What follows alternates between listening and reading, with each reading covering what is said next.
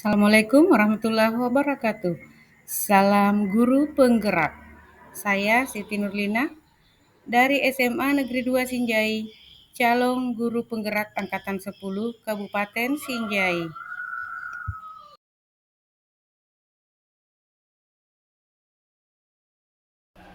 Assalamualaikum warahmatullahi wabarakatuh. Alhamdulillahirabbil alamin.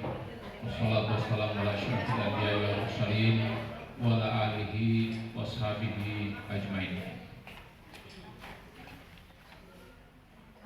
Yang sama-sama kita hormati Bapak Kepala PT SMA Negeri 2 Sinjai, Bapak Wakasek Kurikulum, Bapak Ibu peserta seminar yang sama-sama kita hormati. Syukur alhamdulillah kita panjatkan kehadirat Allah Subhanahu wa taala atas segala limpahan rahmat dan hidayah yang mesti tercurah kepada kita semua, sehingga kita dapat bersama di tempat ini untuk melaksanakan suatu kegiatan, yakni seminar aksi nyata budaya positif. Selawat dan taslim kita persembahkan kepada Nabi Muhammad SAW sebagai suri tauladan kita umat Islam yang beriman. Bapak Ibu hadirin yang saya hormati,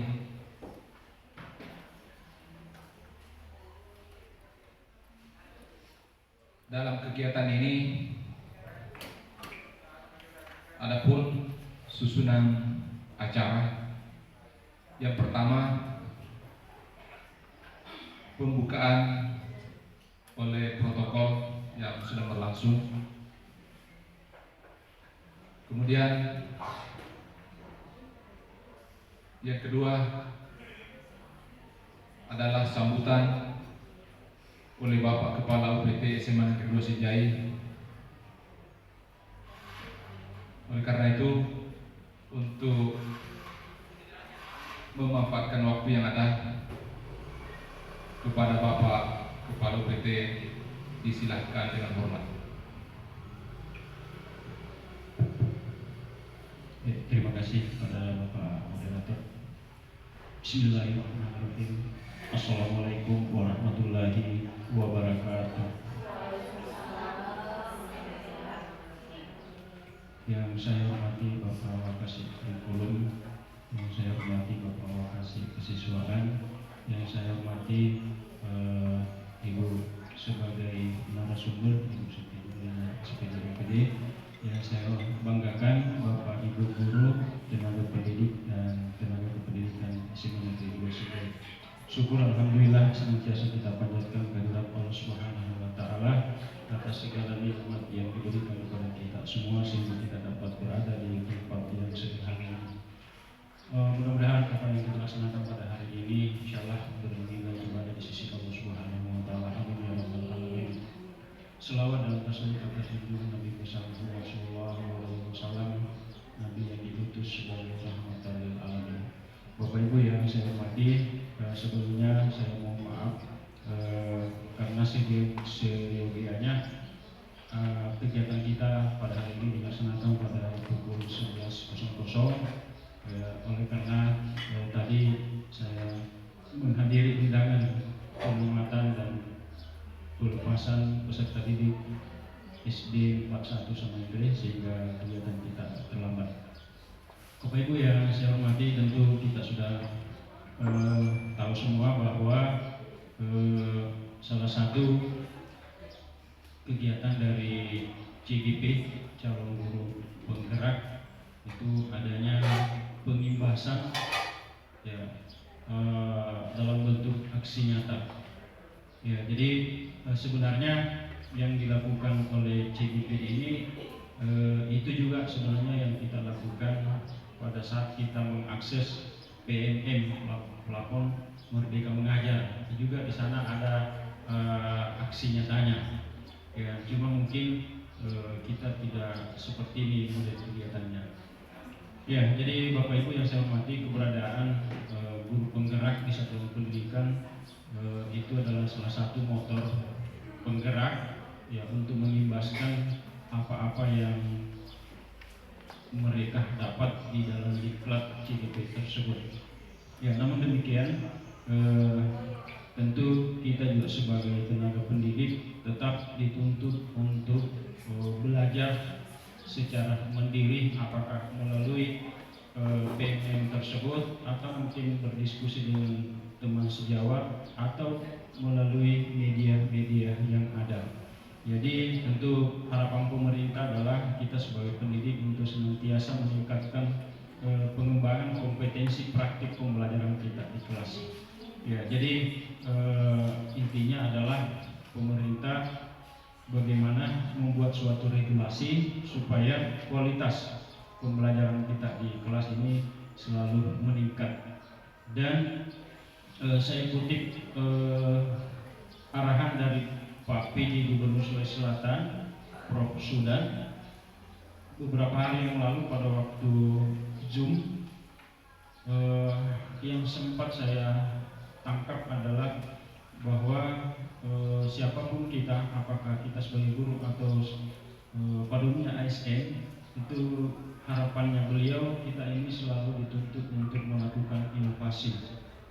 Ya, beliau menjelaskan di situ bahwa inovasi yang dimaksud adalah melakukan hal-hal yang sebelumnya tidak pernah kita lakukan. Jadi bisa saja inovasi itu dilakukan oleh teman sejawat, tapi ketika kita belum melakukan itu, maka itu sudah bisa dianggap sebagai inovasi. Ya, jadi dalam melaksanakan tugas keseharian kita, ya tentu kita juga mungkin diharapkan selalu melakukan inovasi dalam melaksanakan praktik pembelajaran di kelas. Bapak Ibu yang saya hormati, sebagai informasi tambahan bahwa beberapa hari ini ada peserta didik kita melaksanakan latihan menari. Ini melalui barangkali kesempatan ini saya sampaikan kepada kita semua bahwa tanggal 12 Juni itu ada programnya pemerintah Provinsi Sulawesi Selatan untuk mendapatkan rekor muri, yaitu melaksanakan kegiatan menari paduka dengan peserta terbanyak. Nah, untuk itu di setiap kabupaten itu dikasih kuota 1.000 penari setiap kabupaten. Ya, awalnya kita berpikir ini bisa selesai 1.000, ternyata per kabupaten. Oleh karena itu menindaklanjuti itu MKKS sudah melakukan rapat, dan untuk kita di SMA 2 kita dikasih kuota kurang lebih 105 peserta didik. Namun kemarin disepakati di rapat MKKS bahwa ya barangkali tidak usah dimaksimalkan sampai 1.000, cukup mungkin 50% dari 1.000. Sehingga kita ya kuotanya kurang lebih 50. Nah, itulah yang dilatih. Tetapi nama-nama itu tetap dikirim 105. Jadi ada kemarin nama dikirim, ya itu mungkin yang akan dicatat sebagai peserta. Ya, tetapi yang hadir mungkin tidak sampai 1.000. Nah, itu Bapak Ibu. Ya, jadi ini merupakan informasi kepada kita kenapa ada mungkin pelatihan menarik. Kemudian yang terakhir Bapak Ibu, mengingatkan kembali bahwa bulan ini sudah bulan 6. Ya, kita tahu bahwa periode penilaian SKP atau kinerja di PMM itu tanggal 1 Januari sampai dengan 30 Juni. Jadi mungkin pada kesempatan ini saya mengingatkan kepada kita semua, kita cek kita punya progres ya di kinerja kita. Siapa tahu ada di situ butuh mau ditindaklanjuti, mau diklik apa dan sebagainya. Nah, itu siapa tahu misalnya penilai Kepala sekolah terlambat menindaklanjuti, nah itu bisa di WA pribadi barangkali. Ya. Kemudian terkait dengan hasil penilaiannya sudah banyak yang 100%, malah mungkin hampir 50%-nya itu sudah selesai 100%.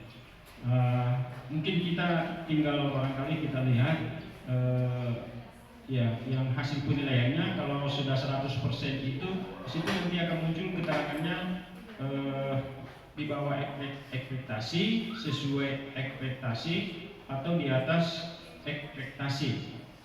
Itu untuk praktik kinerjanya. Kemudian yang kedua perilakunya. Jadi yang dinilai itu 2. Ya. Nah, itu kita cek.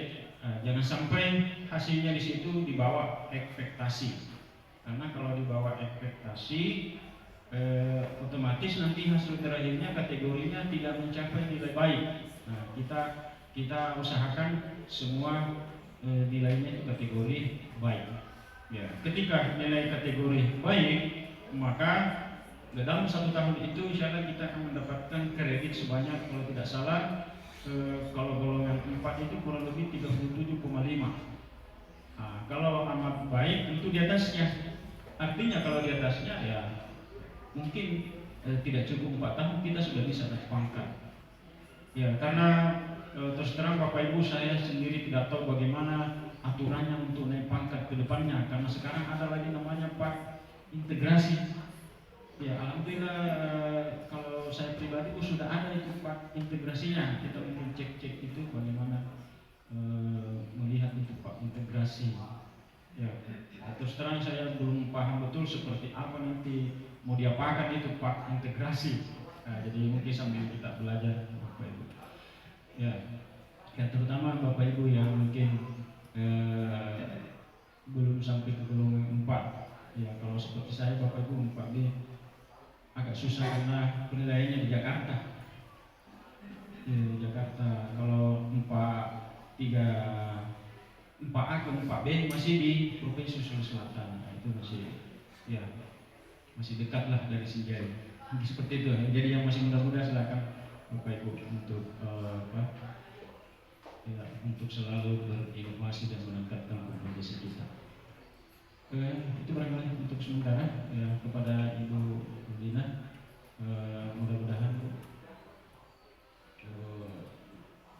banyak yang mengikuti lagi nanti teman-teman yang menjadi guru penggerak. Alhamdulillah guru selesai, guru di angkatan 10. Alhamdulillah sudah ada lulus lagi 2 orang untuk angkatan 11.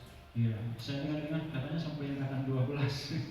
Ya, mudah-mudahan semuanya yang belum di angkatan 12.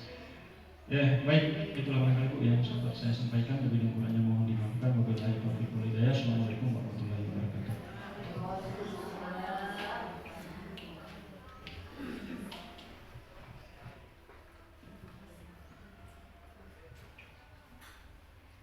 Bapak Ibu hadirin yang saya hormati, demikianlah telah kita dengarkan bersama sambutan dan arahan oleh Bapak Kepala UPT SMA Negeri 2 Sinjai. Mudah-mudahan ada yang bisa kita jadikan sebagai pelajaran untuk kita semua ke depannya, insya Allah. Selanjutnya penyampaian materi oleh Ibu Siti Nurlina SPD MSI dengan tema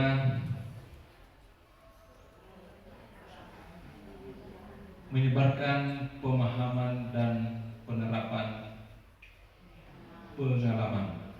Nah, ini penting sekali untuk pembekalan bagi kita semua sebagai bekal untuk kita implementasikan ke seharian kita. Untuk mengefisienkan waktu kepada Ibu Siti Nurlina, saya serahkan dengan hormat. Terima kasih. Saya akan menyampaikan beberapa konsep tentang budaya positif.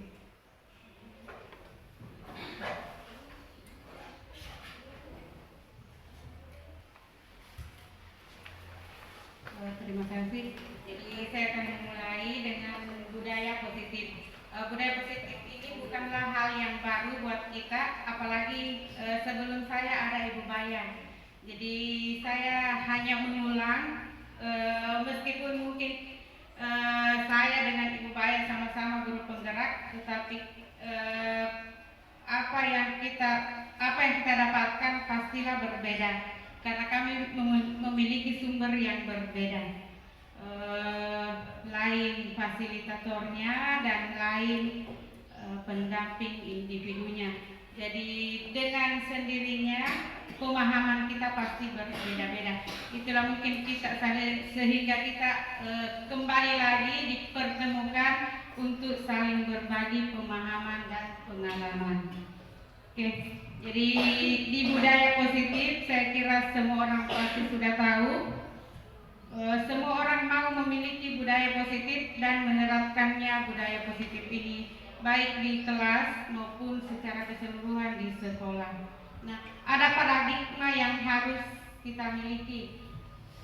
Nih, untuk melaksanakan budaya positif, maka terlebih dahulu paradigma itulah yang perlu kita miliki.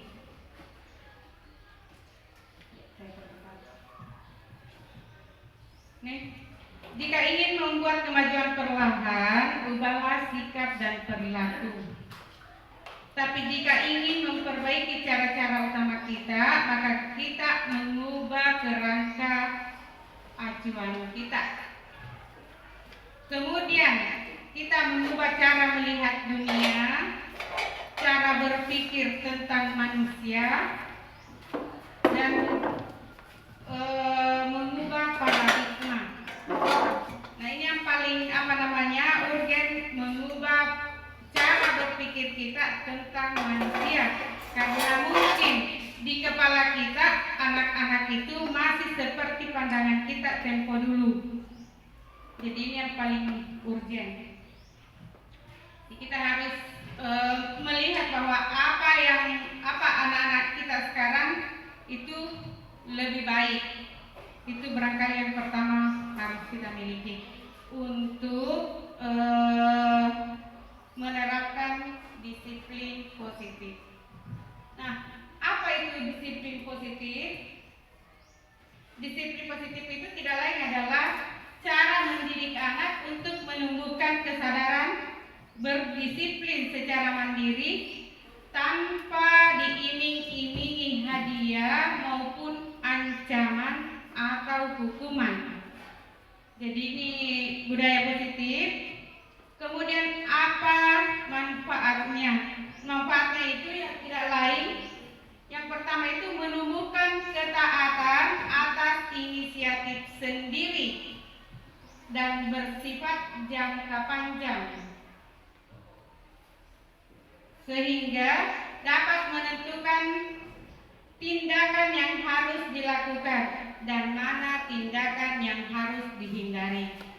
Kemudian manfaat lainnya tidak lain adalah mendidik anak tentang pentingnya membangun hubungan yang bertanggung jawab, saling menghormati, dan memiliki empati dalam suatu komunitas.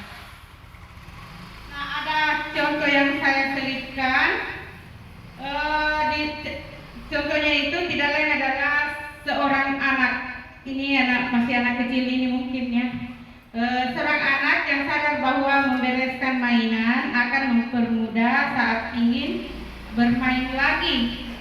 Jadi dia bukan memperbaiki barangnya karena takut sama ibunya atau bapaknya, tetapi dia perbaiki karena dia tahu bahwa besok atau sebentar ketika saya mau bermain, dengan mudah saya mengambilnya.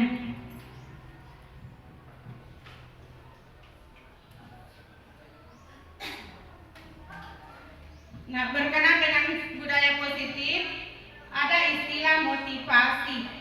Jadi pada diri anak, kenapa tadi yang contoh itu dia melakukannya sendiri? Karena ada motivasi.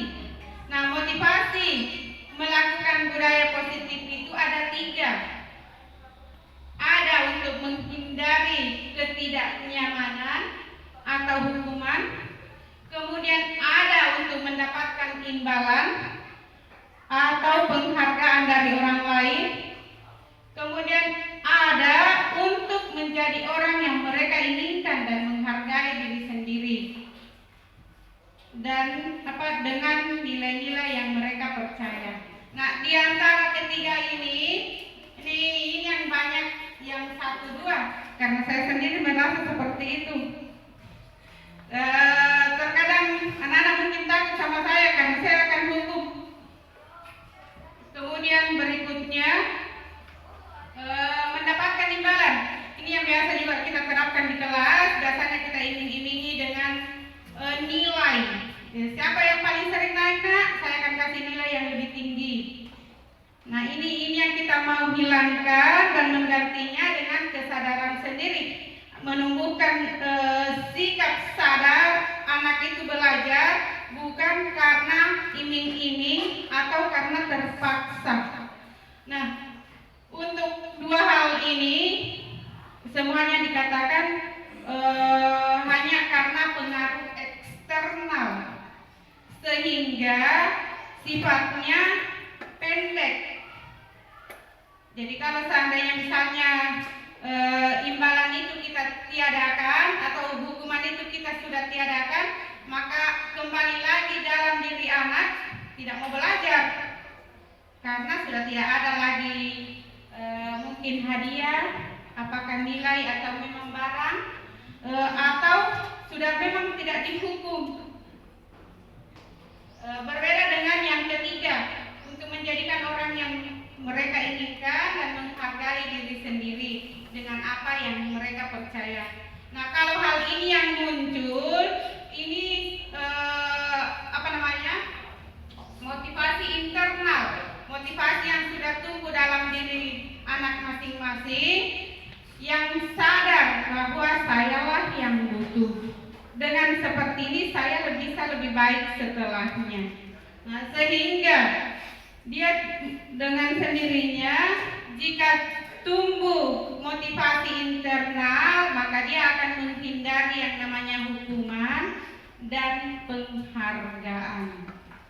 Jadi tidak salah kita menghukum atau memberikan penghargaan, hanya efeknya yang berbeda. Dan ketika kita menerapkan budaya positif, otomatis kita akan berusaha menepis penghargaan dan hukuman. Lalu bagaimana kita menghindari hukuman dan penghargaan? Kita juga harus memperhatikan kebutuhan dasar setiap manusia. Ada 5 kebutuhan dasar. Yang pertama itu kebutuhan untuk bertahan hidup. Jadi terkadang anak-anak itu melakukan sesuatu karena dia mau bertahan, mempertahankan hidupnya. Jadi misalnya ada kebutuhan fisiologis, ada kebutuhan kesehatan, rumah, makanan, dan lain-lain. Kemudian ada kebutuhan biologis dan kebutuhan psikologis, berkenaan dengan perasaan. Kemudian ada kasih sayang. Ini terkadang ada anak-anak melakukan sesuatu karena dia mau diperhatikan sama gurunya. Jadi pada dasarnya dia meminta kasih sayang. Kemudian ada kebebasan. Terkadang anak-anak itu mau bebas, dia mau plong. Kemudian ada kebutuhan kesenangan atau fun dan penguasaan. Jadi dia mau dianggap. Nah, bagaimana solusinya? Nah, untuk kebutuhan bertahan hidup, mungkin kita harus memahami siswa kita. Kemudian kasih sayang, demikian pula kebebasan, kesenangan, dan penguasaan. Salah satu yang misalnya kalau penguasaan, ada anak selalu mau berkuasa di kelas, mungkin bisa, meskipun pada dasarnya anak ini kurang pintar, tapi dia selalu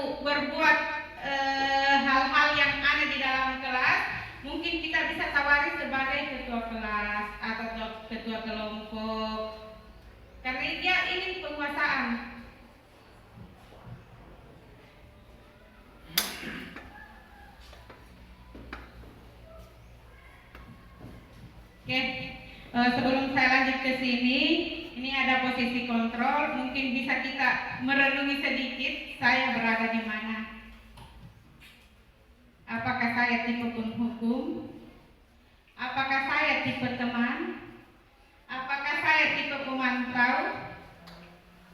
Ataukah saya tipe pembuat merasa bersalah? Atau saya seorang manajer bagi seorang siswa? Kalau saya sendiri, Bapak Ibu paling senang membuat anak-anak merasa bersalah. Mungkin Bapak Ibu yang pernah saya ajar pernah merasakan. Sengaja saya tidak marah-marahi, tapi saya terkadang berbuat begini. Jadi kalau tidak begitu pasti harus tahu. Artinya saya memberi beban, padahal hal seperti itu tidak tepat dalam budaya positif. Jadi kita akan menghindari yang namanya penghukum dan pembuat merasa bersalah. Itu tingkatan yang paling rendah. Kemudian yang paling bagus, jadi sebagai guru yang baik, sebaiknya dia menjadi seorang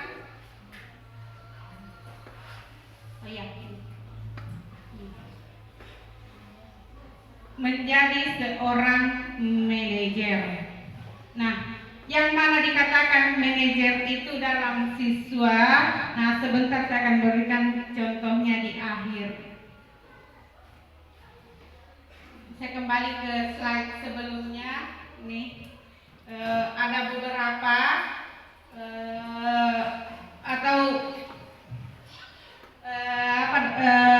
bisa dilihat ketika kita menjadi seorang penghukum. Ketika guru berbuat, maka ada beberapa apa hasilnya, bagaimana dengan murid, bagaimana dampaknya, dan kaitannya dengan dunia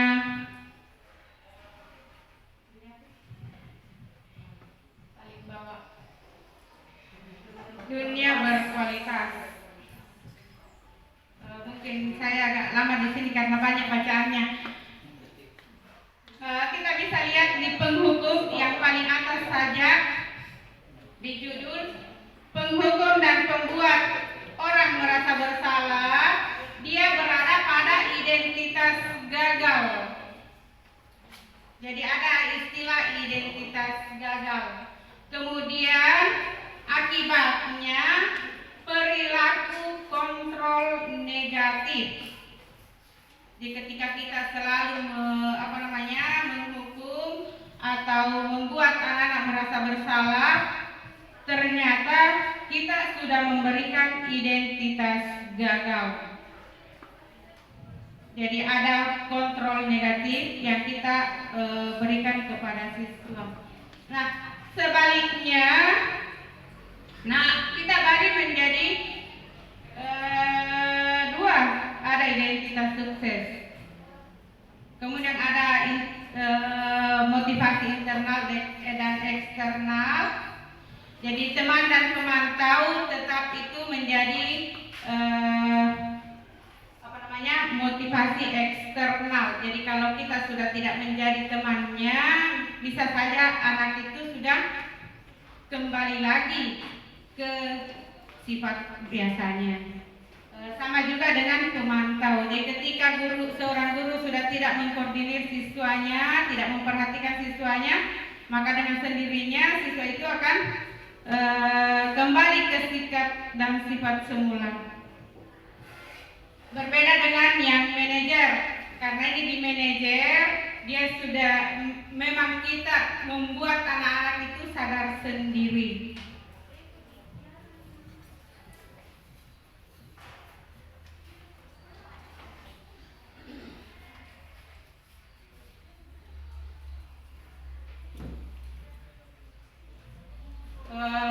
Jadi tadi untuk menghindari hukuman, maka kita ke keyakinan kelas atau keyakinan sekolah. Nah, disinilah kita akan membuat kesepakatan antara guru dan siswa, sekolah dan siswa. Jadi termasuk sebenarnya alangkah bagusnya kalau tata tertib itu dia sendiri yang buat.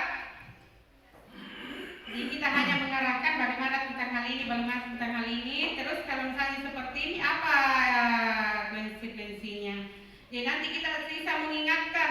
Jadi kita tidak menghukum karena sudah disepakati. Jadi kita hanya menjalankan konsekuensi.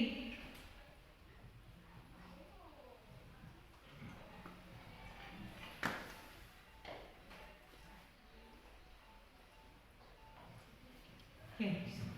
Kemudian kita ke restitusi. Ini sudah hampir habis saya punya materi karena sudah masuk di restitusi. Restitusi itu tidak lain adalah proses menciptakan kondisi bagi murid untuk memperbaiki kesalahan mereka sehingga mereka bisa kembali ke kelompok mereka dengan karakter yang lebih kuat. Jadi inilah cara kita menyelesaikan masalah. Nah, ada tahapan dari restitusi, istilahnya segitiga restitusi.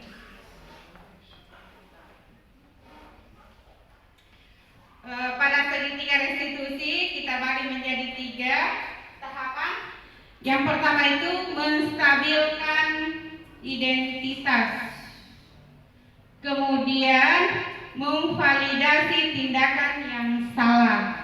Dan yang terakhir kita menanyakan keyakinan. Nah, apa tujuannya kita melakukan segitiga restitusi? Tidak lain adalah untuk menghasilkan murid yang mandiri dan bertanggung jawab. Lalu bagaimana bentuk penyelesaian dari segitiga restitusi? Nah, ini ada langkah-langkahnya, Bapak Ibu. Langkah pertama, sesuai dengan gambar tadi, jadi yang dikatakan itu dasar tidak lain adalah dari gambar ini, Bapak Ibu. Iya. Jadi dasar itu di bagian bawah. Jadi makanya dikatakan menstabilkan identitas.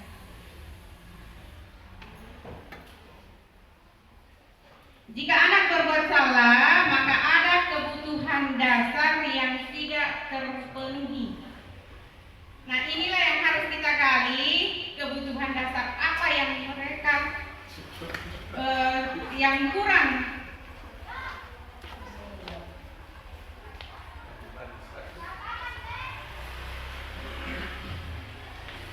Kemudian langkah kedua, kita harus memahami kebutuhan. Jadi kita memahami, jadi setelah kita menggali, mengetahui, sehingga kita bisa mengubah dari identitas gagal menjadi identitas sukses.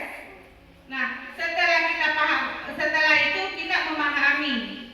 Jadi terkadang kita katakan begini, oke, saya paham apa yang Anda lakukan. Seandainya saya di posisi Anda, mungkin saya juga melakukan hal yang sama. Jadi kita pahami anak-anak itu. Jadi dia merasa, oh dia anak-anak itu merasa diperhatikan karena kita pahami dia. Oh, saya tahu apa yang Anda lakukan itu menurut Anda benar. Tapi nanti sebentar baru kita hantam ke poin ketiga. Jadi nanti setelah kita pahami dia, jadi istilahnya mungkin kalau bahasa kasar itu angkat dulu anak baru banting.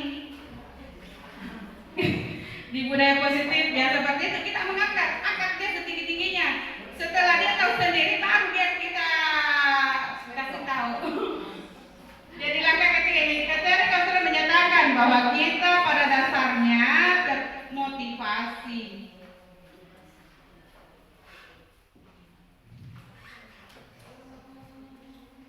Nah, disinilah kita membuat keyakinan di langkah ketiga, kira-kira hal-hal apa yang bisa dia lakukan untuk memperbaiki kesalahannya. Dan kita meyakini apa yang dia katakan itu dia akan lakukan, dia meyakinkan. Nah, itulah mungkin yang berkenaan dengan keyakinan kelas. Atau misalnya kita sudah misalnya tetapkan dalam keyakinan kelas. Apakah Anda tahu apa konsekuensi ketika Anda seperti itu? Nah, dia sendiri yang mengucap. Nah, bagaimana Anda bisa melakukannya atau bagaimana bisa Anda memperbaikinya? Ada langkah-langkah yang mungkin Anda bisa tawarkan.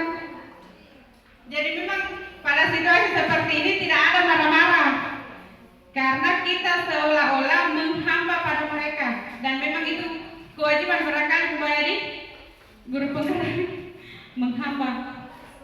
menghamba kepada murid. Tapi ini contoh kasusnya. Tono tidak mengerjakan tugas, kemudian terjadilah percakapan antara Tono dan gurunya. Tono, tahukah kamu hari ini ada tugas yang harus dikumpul? Tahu, Pak. Kamu tidak mengerjakan tugas, apakah kamu sudah mengerti? Mengerti konsekuensi yang harus dilakukan bila tidak mengerjakan tugas? Jadi tidak ada marah-marahnya, karena kita itu betul-betul hanya cerita dengan anak-anak sambil kita menelusuri kenapa bisa terjadi seperti itu. Jadi kita berusaha memenuhi kebutuhannya. Kemudian setelah memenuhi kebutuhannya, kita akan selesaikan masalahnya dengan segitiga restitusi. Nah, jadi di awal itu baru identitas, mengidentifikasi identitas apa. Kemudian berikutnya, ini sudah bilang paham Pak, saya harus, ini sudah masuk di di kedua, saya harus tinggal kelas pada jam istirahat. Saya kira ini sudah masuk di konsekuensi kalau di keyakinan kelas. Saya paham Pak, saya harus tinggal kelas pada jam istirahat istirahat nanti dan mengerjakan tugas yang ketinggalan. Nah, ini sudah di paling akhir pada tahap keyakinan, ya benar. Nanti pada saat jam istirahat kamu harus tinggal di kelas untuk menyelesaikan tugas yang harus dikumpulkan. Saya tunggu. Demikian yang saya bisa paparkan hari ini. Kita akan melangkah ke tahap selanjutnya dengan diskusi. Bismillahirrahmanirrahim. Assalamualaikum warahmatullahi wabarakatuh.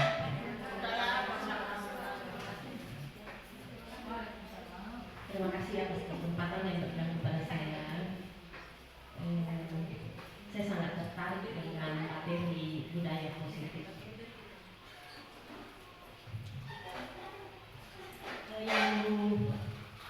Yang membuat kami tertarik di materi ini adalah ada konsekuensi.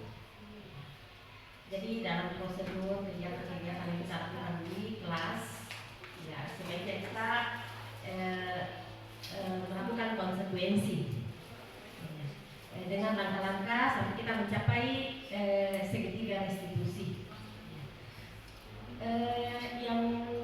Yang menjadi pertanyaan bagi saya, kira-kira bagaimana caranya kita terapkan ini budaya positif ini di artinya ada aplikasi dalam kehidupan sehari-hari.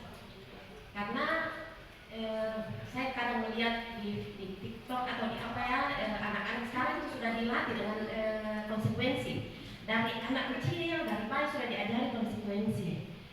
Kira-kira kalau misalnya kita mendapatkan suatu masalah dan tadinya tidak ada konsekuensi, tiba-tiba terjadi suatu masalah, apakah kira-kira anak-anak kita nanti ini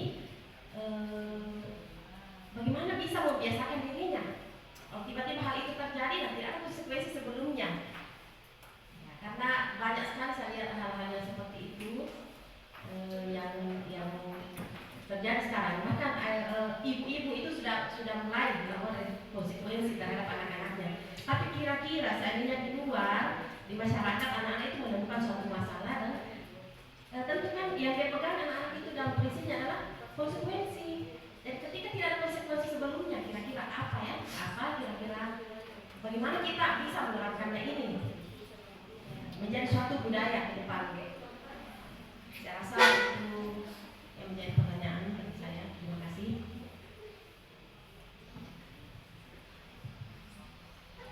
Terima kasih Ibu Sulaiha SPD atas pertanyaannya. Mungkin sebelum lanjut ke penanya berikutnya, mungkin langsung bisa dijawab oleh narasumber. Terima kasih. Betul apa yang dikatakan Ibu Sulaiha, bahwa tidak selamanya ada konsekuensi yang kita sudah buat sebelumnya, kemudian ada terjadi pelanggaran atau hal yang kita tidak inginkan. Nah, dari sini tetap kita menggunakan segitiga restitusi, tapi kita memberikan anak-anak alternatif atau dia sendiri yang menemukan alternatif. Jadi kita kembalikan saja. Ya betul apa yang Anda lakukan. Seandainya saya di pihak Anda, saya juga akan begitu. Saya akan marah-marah karena saya juga tidak senang dikasih begitu. Nah, kita pernah seperti iya. Jadi dia merasa oh ternyata guru juga marah-marah tuh kalau dikasih begitu. Nah, tapi kira-kira benar tidak apa yang saya lakukan seandainya saya begitu di depan Anda? Kan anak itu pasti kalau hal negatif pasti bilang tidak, Bu. Jadi saya angkat ini anak-anak yang melanggar menggunakan kaos kaki ini kasus yang saya angkat dari kelas saya yang sebelumnya mungkin tidak ada konsekuensinya di BK. Kalau anak-anak menggunakan kaos berwarna selain yang ditetapkan, nah itu jadi benar tidak apa yang Anda. Nah seandainya ini Anda yang melakukan, semua siswa yang ada di sekolah kita mau melakukan hal yang sama dengan Anda, apakah ini bagus buat sekolah kita? Dan sendirinya tidak, Bu. Nah, kenapa mesti ada peraturan dan kesepakatan? Itu tidak lain adalah karena kita mau menyelaraskan. Kita punya pendapat yang sama, punya konsekuensi yang sama. Nah, akhirnya, kalau begitu menurut Anda bagaimana? Jadi istilahnya ketika meskipun tidak ada konsekuensi dan aturan yang kita sudah buat sebelumnya, maka kita lemparkan ke siswa. Menurut Anda, ketika saya misalnya berada di posisi Anda, apa yang harus saya lakukan? Supaya Anda puas dengan apa yang Anda lakukan. Kira-kira apa yang harus saya lakukan? Nah, di situ mereka akan menjawab, iya Bu, saya sadar dengan itu. Saya memang tidak, kalau seandainya semua siswa melanggar, maka dengan sendirinya sekolah kita akan menjadi jelek. Nah, kalau begitu karena Anda menganggap bahwa kalau semua melakukan hal yang sama, sekolah menjadi jelek, apa kira-kira tingkah atau langkah yang Anda inginkan supaya sekolah kita bagus? Jadi kita mengarahkan dia. Nah, setelah dia mengungkapkan misalnya alasan, nah pada saat itulah kita ikuti lagi. Oke, kalau begitu karena Anda sudah punya alasan dan punya jalan keluar, apakah Anda mau melakukan apa yang Anda katakan? Gitu, akhirnya kita sepakat sendiri karena kita mengarahkan anak-anak. Oke, baguslah kalau kita sudah sepakat. Jadi silakan diperbaiki dan apa yang kita lakukan Anda sudah sadar. Jadi ini percakapan yang sekaligus menjadi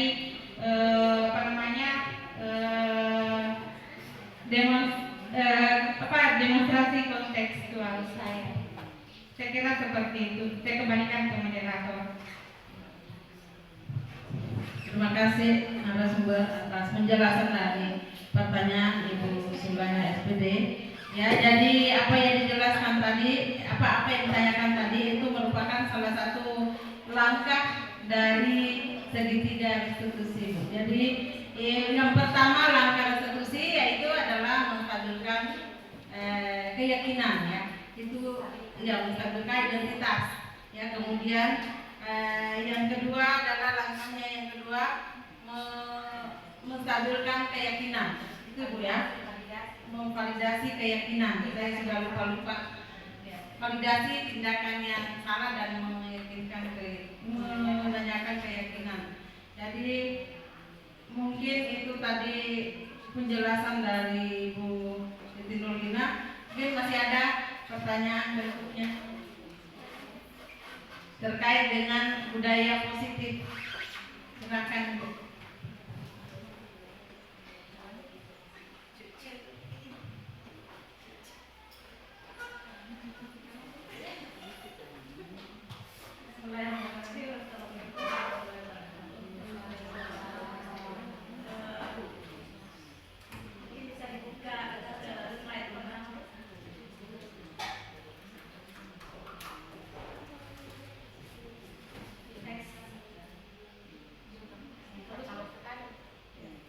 Tadi ada beberapa langkah untuk menumbuhkan budaya positif. Ada faktor internal dan faktor eksternal. Jadi ada budaya positif itu tadi sempat disampaikan bahwa budaya positif itu dimunculkan tidak harus dengan hukuman, ya. Hukuman dan hadiah. Mungkin di konsep seperti itu bisa diberlakukan kepada siswa yang kesadarannya cukup tinggi. Ya, tapi kalau siswa yang masih susah karakternya, mungkin kita memang harus kasih konsekuensi. Kita harus bikin aturan supaya dia terikat dengan hukuman. Karena aturan itu kan ujung-ujungnya pasti ada konsekuensi, ada hukumannya.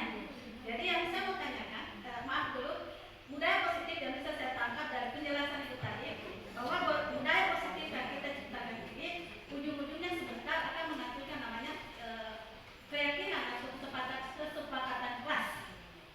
Jadi dari budaya positif yang muncul, mungkin dari konsekuensi yang tidak terlaksana itu bisa dijadikan sebagai kesepakatan.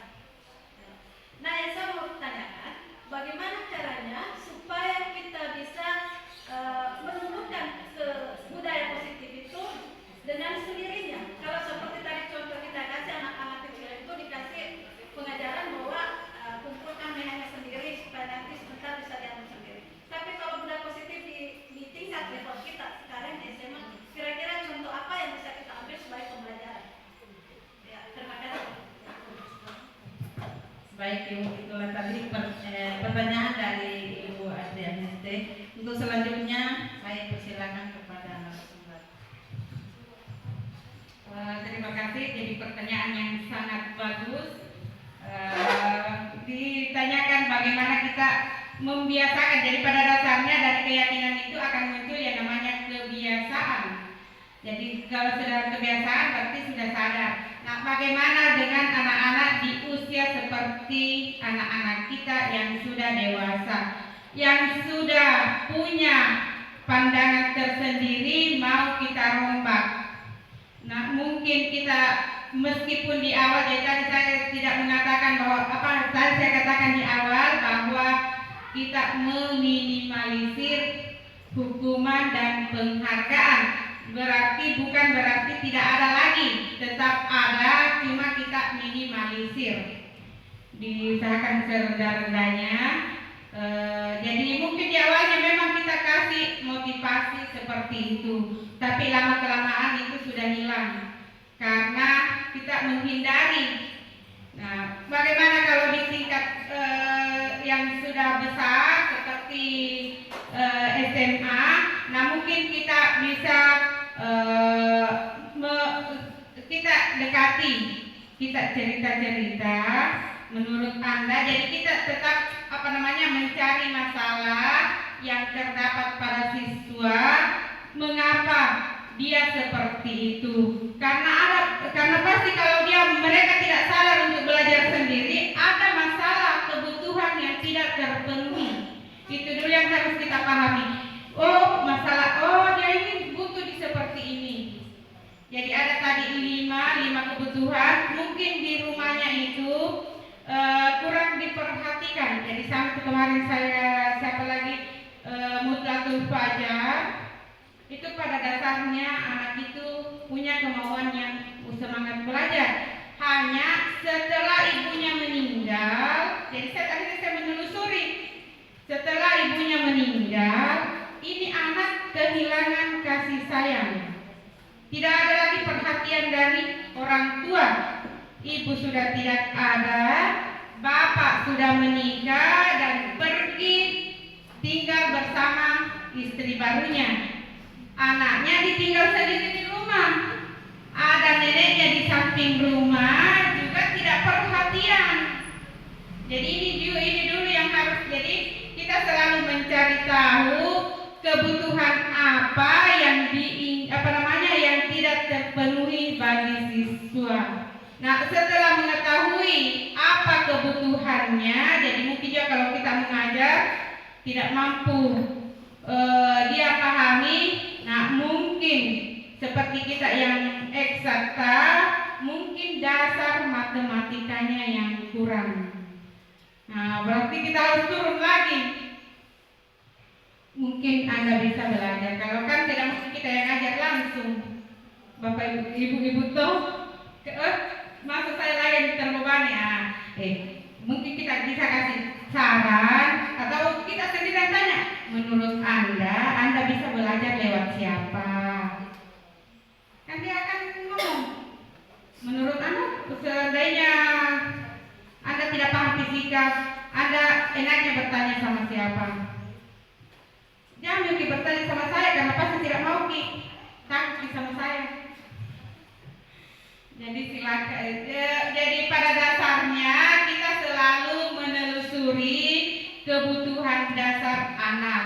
Nanti setelah mengetahui kebutuhan dasarnya, barulah kita mengarahkan dia mencari sendiri solusinya.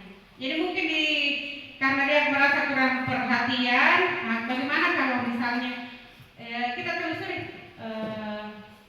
kalau Anda itu apakah punya bakat lain? Nah, misalnya dia bilang, iya Bu, saya dulu pernah ikut begini, pernah senang seperti main bola kah, main apakah. Nah, kita bawa dia ke komunitas itu sehingga dia merasa ada yang perhatikan, dia bisa berbagi, jadi tidak lagi sendiri. Jadi saya lihat di ini dikasih saya karena saya juga angkat kasus yang Suratul Fajar di demonstrasi kontekstual saya. Ternyata saya setelah menggunakan ChatGPT, saya diberikan alternatif. Alternatif yang pertama itu tidak lain adalah mengarahkan siswa untuk mengikuti ekstrakurikuler. Ekstrakurikuler apa yang dia senangi. Nah, arahkan di sana, kita bantu. Oh, mau masuk di Rohiska atau Kapasita, karena pasti yang paling menyenangkan. Oke, suka menyanyi atau suka di basket. Nanti, kalau memang Anda senang basket, saya yang bicara sama pelatihnya atau pendampingnya. Jadi kita membantu siswa. Ini rekomendasi dari ChatGPT. Termasuk yang tadi Bapak Ibu, apa yang dialog itu hasil dari ChatGPT. Jadi kalau misalnya mau buat ChatGPT, saya juga bisa bantu termasuk di pembuatan modul ajar. Jadi ini mungkin yang paling urgent buat kita karena sudah hampir pembuatan. Pada dasarnya sangat mudah. Dengan menggunakan ChatGPT semua terjawab. Kita hanya disuruh dia bekerja. Kita hanya mempaste.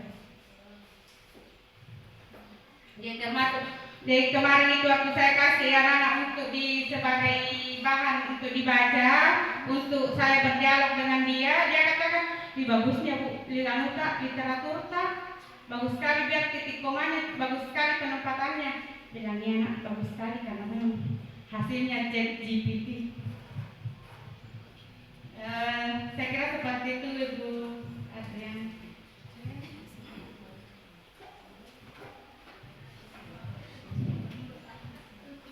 Baik Ibu, itu tadi penjelasan dari narasumber kita. Mungkin sebelum Sebelumnya saya kembalikan dulu sama penanya, mungkin ada tanggapan balik ya, dari apa yang dijelaskan tadi oleh Bu Siti Nurbaya.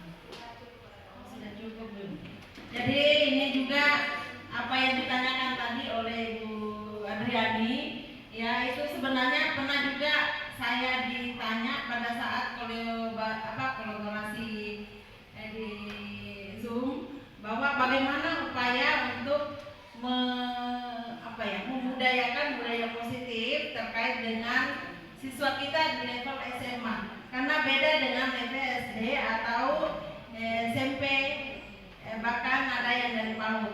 Jadi ada teman yang mengeluarkan curhatannya, unek-uneknya terkait dengan hal ini, bahwa salah satu upaya di sekolahnya, yaitu di SMK Negeri 2 Sinjai, itu salah satu katanya upayanya untuk menerapkan budaya positif di sekolahnya, yaitu dengan yang pertama adalah meminta kepada siswa-siswa yang ya bisa dikatakan bermasalah, ya, itu untuk bergabung ke Rohis, ya, untuk diberikan penyadaran di situ. Ya, dari situ mereka sudah tidak lagi untuk selalu diingatkan, karena sudah punya kesadaran sendiri, sudah punya motivasi intrinsik bagi dirinya sendiri. Ya, itu mungkin salah satu solusinya, Ibu. Dan mungkin banyak lagi upaya-upaya Ibu-ibu di sini yang lebih yang lebih bagus lagi untuk mengimplementasikan budaya positif dengan motivasi intrinsik atau motivasi yang berasal dari diri anak itu sendiri. Yang pastinya dimulai dulu dari bagaimana upaya kita sebagai pendidik. Mungkin sudah cukup karena sudah waktu salat zuhur. Jadi untuk pengimbasan pemahaman budaya positif untuk kesempatan kali ini kita cukupkan dulu. Wabillahi taufiq wal hidayah. Assalamualaikum warahmatullahi wabarakatuh. Waalaikumsalam.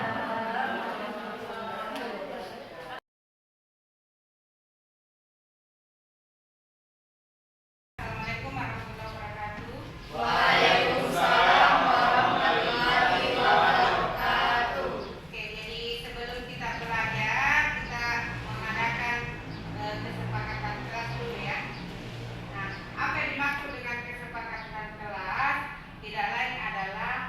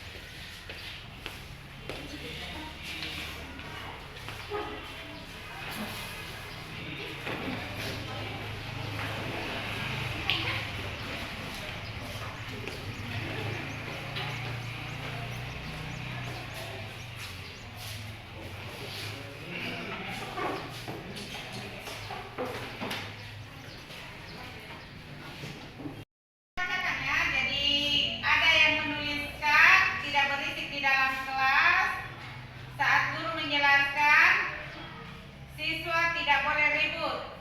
Tidak boleh ribut saat pembelajaran berlangsung, tidak ribut dalam kelas, menjaga ketertiban kelas, menggunakan pakaian rapi dan sesuai tata tertib. Kemudian bertanggung jawab, datang tepat waktu atau tidak terlambat, tidak bolos, kemudian datang tepat waktu, membuka topi bagi yang memakai topi, bagi laki-laki, berarti laki-laki yang salah pakai topi ya.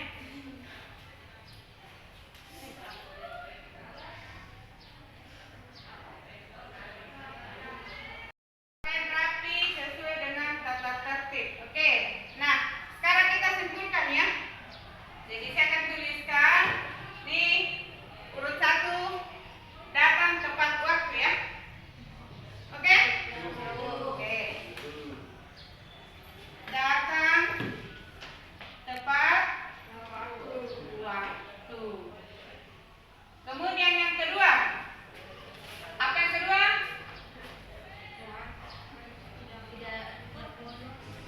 Tidak bolos. Oke. Apa lagi? Oke, tidak berisik di dalam kelas atau apa? Tenang. Kita ambil kalimat positifnya ya. Jadi tenang dalam pembelajaran. Oke.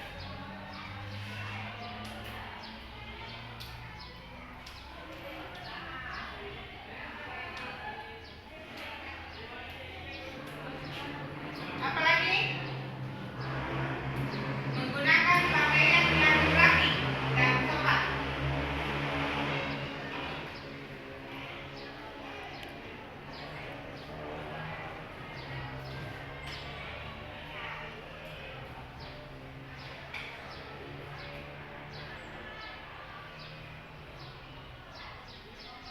Itu saja. Oke, jadi saya kira cukup itu saja.